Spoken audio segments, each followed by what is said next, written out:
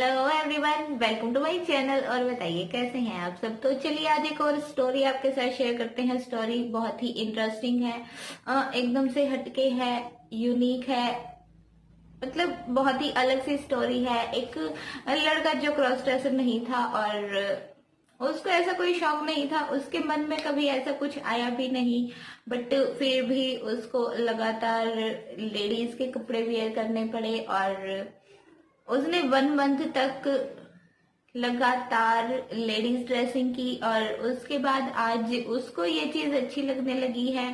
तो चलिए वीडियो को ज्यादा लंबा नहीं करते हैं, स्टार्ट करते हैं और आपको सुनाते हैं फुल स्टोरी।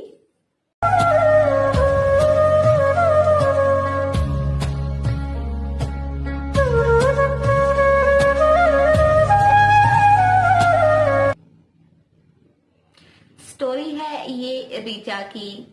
एक्चुअली उन्होंने अपना जो बॉय नाम है वो शेयर नहीं किया था। रीचा की ये स्टोरी है और उनके साथ एक्चुअली हुआ क्या, वो जिस सोसाइटी में रहते थे वहां पर एक और आंटी भी रहती थी जिनके साथ उनके फैमिली रिलेशंस बहुत अच्छे थे। मतलब उनकी फैमिली का, उनकी मदर का भी उनके साथ काफी आना जाना था और उसी चक्कर में जो रीचा है जिनकी ये स्टोरी है वो भी उनके घर काफी बार आते जाते थे। मतलब जैसे दिन में काफी टाइम उनके साथ वो स्पेंड करते थे। वो आंटी अकेली रहती थी।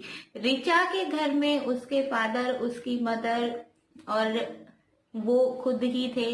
तो एक बार जब रीचा कॉलेज से वापस घर आई तो उनका जो एक रूटीन हो जाता है ना कि भाई हम किसी के घर जाते हैं, तो वो ऐसे ही आंटी के घर चले गई थी और वहां पर एक्चुअली उनकी जो आंटी थी उनकी मेड आई हुई थी और मेड ने जस्ट उसी टाइम पोछा लगाया था, बट उन्होंने इस चीज का ध्यान नहीं दिया और वो जैसे ही आंटी की तरफ बढ़े उनका पैर फिसल गया और वो आंटी के ऊपर गिरे और उनका हाथ उनके जो शर्ट उन्होंने डाली हुई थी उसका जो कॉलर होता है उस पर गया और एकदम से उठने के चक्कर में वो शर्ट वहां से फट जाती है और आंटी गुस्सा हो जाती हैं। देखिए मतलब गलती नहीं थी बट फिर भी एक गलती ही हो गई थी और इसी चक्कर में रिचा ने सॉरी उनको नहीं बोला था। एक्चुअली उनको हंसी आ गई थी आंटी को इस तरह से देखकर, बिकॉज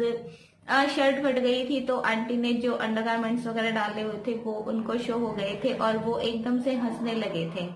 तो आंटी बोली कि तुम्हें मुझे सॉरी फील करना चाहिए, ऐसे दांत दिखाकर हंसना नहीं चाहिए और तुम्हें गर्ल्स की, लेडीज की रिस्पेक्ट करनी चाहिए। बट रिचा ने उनको ऐसे ही मजाक मस्ती में बोल दिया कि ऐसा तो मैं बहुत बार कर चुका हूँ और मुझे ये सब की आदत है, मैंने अपने कॉलेज में मतलब अपने लाइफ में ऐसा बहुत बार किया है। तो आंटी उस चीज को सीरियस ले लेती हैं, उनको लगता है कि वो सच में ही ऐसा काम करते हैं।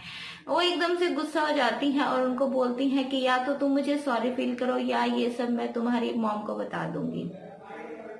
रीचा उनको सॉरी बोलते हैं बट बात वही हो जाती है ना, आंटी के माइंड में उनकी मस्ती में बोली गई एक बात जैसे मतलब असर कर गई थी कि ये लड़का अच्छा नहीं है, ये गर्ल्स की, लेडीज की रिस्पेक्ट नहीं करता है। तो रिचा ने सॉरी भी बोला और उनको बोला कि मैंने तो जस्ट ऐसे ही मजाक में बोल दिया था, मैं गर्ल्स की बहुत रिस्पेक्ट करता हूँ। बट आंटी के मन में ये बात बैठ गई थी तो रिचा ने उनके घर जाना बंद कर दिया। बट आंटी एक दिन रिचा के घर आती हैं और उसकी मॉम को सारी बात बता देती हैं कि ये गर्ल्स को रिस्पेक्ट नहीं देता है और ऐसे ऐसे काम करता है, अगर ये ऐसा ही इसका नेचर रहेगा तो आगे लाइफ में इसको प्रॉब्लम हो सकती है और इसके साथ आपको भी इसका जो खामियाजा है वो भुगतना पड़ सकता है। रिचा की मॉम भी बहुत गुस्सा हो जाती है कि ऐसा मतलब मेरा बेटा कैसे कर सकता है। तो आंटी उसको एक सजेशन देती हैं कि तुम इसको 1 महीने के लिए मेरे घर छोड़ दो, मैं अपने तरीके से इसको समझाऊंगी, अपने तरीके से इसको पनिश करूंगी और अपने तरीके से इसको सुधारने की कोशिश करूंगी और 1 मंथ का टाइम तुम मुझे दो, मैं इसको गर्ल्स की रिस्पेक्ट करना सिखाऊंगी। रिचा की मॉम उसको बुलाती है और कहती हैं कि तुम्हें 1 मंथ के लिए आंटी के घर रहना होगा और अगर तुम मेरी बात नहीं मानोगे तो ये सब मैं तुम्हारे डैड को बता दूंगी, बिकॉज जो तुमने इनके साथ किया है और बाकी किसी भी लेडी या गर्ल के साथ किया है वो चीज बिल्कुल सही नहीं है। और रीचा बहुत सॉरी फील करते हैं, उनका बिल्कुल मन नहीं था कि वो आंटी के घर जाकर ऐसे परमानेंट 1 मंथ के लिए रहें, बट अपने फादर का उनको बहुत डर था तो वो उनकी बात मान जाते हैं कि चलो ठीक है मैं आंटी के घर रह जाता हूँ। आंटी उसको अपने घर ले जाती हैं और घर ले जाकर उसके सामने अपनी काफी सारी साड़ियां रख देती हैं निकाल के कि अभी 1 मंथ तक तुम एक गर्ल के तरह रहोगे, एक लेडी की तरह रहोगे, जैसे हम लेडीज रहते हैं वैसे ही कपड़े पहनोगे, बॉयज का कोई भी काम नहीं करोगे। 1 मंथ मतलब फुल्ली तुम एक लड़की बनकर रहोगे, जो काम लड़कियां करती हैं, जो काम हम हाउसवाइफ्स करती हैं वो सब तुम करोगे। तब तुम्हें समझ में आएगा कि लेडीज की लाइफ कितनी हार्ड होती है और उसका ऐसे मजाक बनाना, उनकी ऐसे डिसरिस्पेक्ट करना मतलब कितनी गलत बात है। रिचा उसको बोलते हैं कि नहीं आंटी सॉरी, देखिए मैंने आपको सॉरी बोला था, मुझे ऐसा कुछ नहीं करना है। बट आंटी उसकी किसी चीज को समझ नहीं रही थी और उन्होंने फिर उसको सेम चीज बोल दी जैसे उसकी मदर ने बोला था कि मैं तुम्हारी मॉम को बोलूंगी और वो तुम्हारे डैड को बोलेंगी तो फिर तुम सोच लो कि तुम्हारा क्या होगा। और रिचा अपने फादर से बहुत मतलब डरते थे और उनको ये भी पता था कि अगर ऐसा कुछ हुआ तो उनके पापा उनको बहुत डांटेंगे भी और पता नहीं उसको क्या पनिशमेंट देंगे। वो बहुत डर गए थे तो उन्होंने आंटी को बोला कि ठीक है आप जो बोलेंगी मैं वो करूंगा और कभी कोई सवाल नहीं करूंगा। आंटी उसको बोलती हैं कि तुम अपनी फुल बॉडी वैक्स करके आओ और उसके बाद मैं तुम्हें साड़ी पहनाती हूँ और जैसे मैं तैयार होती थी वैसे ही मैं तुम्हें तैयार करूंगी। रिचा को वैक्सिंग कर दी जाती है और जब वो नहा धो कर आते हैं उसको पेटीकोट ब्लाउज से लेकर अंडरगारमेंट से लेकर आंटी सब कुछ पहनाकर उसको साड़ी पहना देती हैं रेड कलर की। रेड कलर की साड़ी उसको पहनाई जाती है और रेड कलर की बिंदी लगा देती हैं, सिंदूर तक उसको लगा देती हैं एक बॉय होते हुए। और रिचा बोल रहे थे कि उनको बहुत ही ऑकवर्ड फील हो रहा था जब आंटी उनको एक लड़की के रूप में तैयार कर रही थी, उनको साड़ी पहना रही थी, उनका मेकअप कर रही थी।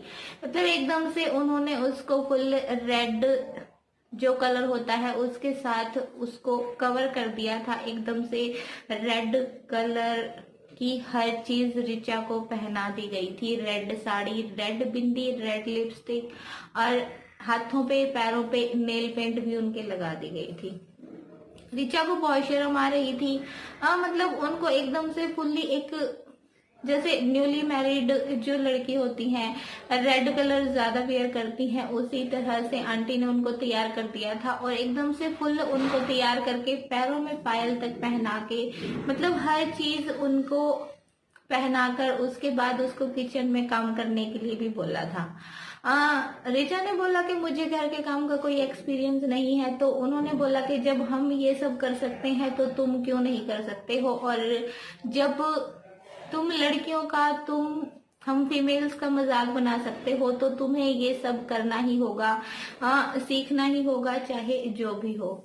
रिचा की मजबूरी थी, वो उनको मना नहीं कर सकते थे, उनका एक छोटा सा मजाक उन पर बहुत भारी पड़ गया था। एक्चुअली जब उनसे छोटी सी मिस्टेक हुई उसी टाइम अगर वो आंटी को सॉरी बोलने के साथ ही मजाक में ये बात नहीं बोलते तो शायद आंटी उनको माफ कर देती और उनको ये सब नहीं करना पड़ता। रिचा को एकदम से फुल तैयार करके जब वो मिरर के सामने जाते हैं तो उनको सच्ची में जो अपना लुक है वो बहुत अच्छा लगता है और आंटी को वो ये चीज दिखाना नहीं चाहते हैं बट अंदर अंदर से उनको एक हैप्पीनेस फील होती है कि मैं इतना ब्यूटीफुल लग रहा हूँ।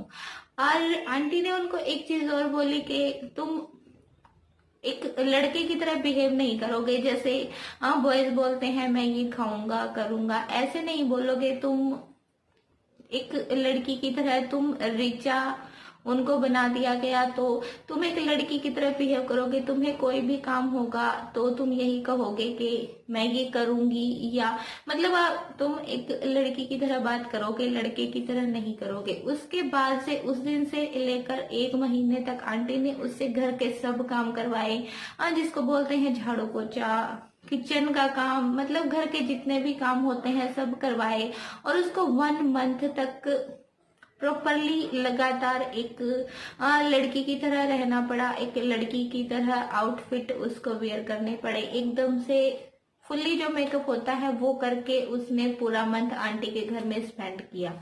तो उनको कोई शौक नहीं था, उनके माइंड में कभी ये चीज आई भी नहीं थी। उसके बाद वो अपने घर चले जाते हैं 1 मंथ के बाद, और आंटी उनको बोलती हैं कि मुझे विश्वास है कि अब तुम किसी के साथ ऐसा मजाक हो या सीरियस में ऐसा कुछ नहीं करोगे, अगर ना तुम्हें इससे भी जो बड़ी सजा हो सकती है वो मैं देती हूँ। बट 1 महीने तक ऐसे आंटी के घर में रहने की वजह से रिचा को गर्ल्स ड्रेसिंग का शौक सा लग गया था। उनको भी ये चीज अच्छी लगने लगी थी, बट वो वेयर नहीं करते थे, पर उनको एक आदत सी हो गई थी। तो उनका जैसे बॉयज के जो कपड़े होते हैं उनसे मन भर गया, और उनका लेडीज की तरह तैयार होकर रहने का मन जो था वो करने लगा था।